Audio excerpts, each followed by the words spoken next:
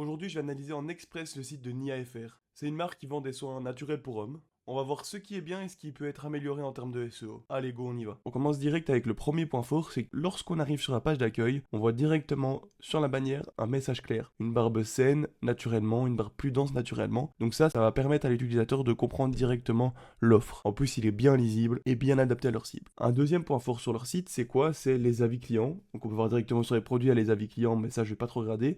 Je vais parler directement de la section ici avis clients, ce qui est très bien pour rassurer les utilisateurs. Et je vais également vous parler là de la FAQ, hein. Donc ça c'est un bon point notamment pour le référencement. Ça va permettre de répondre directement aux questions les plus fréquentes que l'utilisateur peut se poser. Un assez gros point faible ici, c'est par exemple les titres H2. Quand je dis les titres H2, c'est par exemple, pour les avis clients, laissons nos clients parler pour nous. Mais c'est un peu générique, ça apporte rien à Google. Google, il va un peu s'en foutre de ça. Pour être intéressant, c'est d'y inclure un mot-clé. Par exemple, avis sur notre huile de Nigel pour barbe et peau. C'est un exemple. Un autre point à améliorer potentiellement, c'est la section sur l'explication du Nigel. Qu'est-ce qui rend le Nigel spécial? Ce serait par exemple d'y intégrer des études ou des preuves scientifiques. Parce que Google, il adore ça, il adore l'argument d'autorité. Puis ça renforcerait vachement leur crédibilité. Ça pourrait même être des conseils d'experts. Le bloc ici sur l'explication de ce qu'est le Nigel, sans preuve scientifique, sans source, sans cité d'études, voilà, c'est pas idéal pour Google. Il manque vraiment ce côté-là. D'autres points qui pourraient être améliorés que je vais vite passer en revue, c'est par exemple intégrer le blog directement sur la page d'accueil, ou en tout cas un article, pour améliorer encore plus le maillage interne du site. Mon verdict, c'est quoi? C'est que c'est une page très claire côté utilisateur, mais côté SEO, elle peut être encore améliorée avec 2-3 petits trucs très faciles à mettre en place. Donc je vais lui mettre 3,5 sur 5 côté SEO. En changeant 2-3 petits trucs comme j'ai expliqué, ça peut facilement monter à 4,5 sur 5. Donc si tu veux aussi une petite analyse SEO de ta page d'accueil de ton site internet, n'hésite pas à mettre le lien de ton site internet en description et je te fais ça.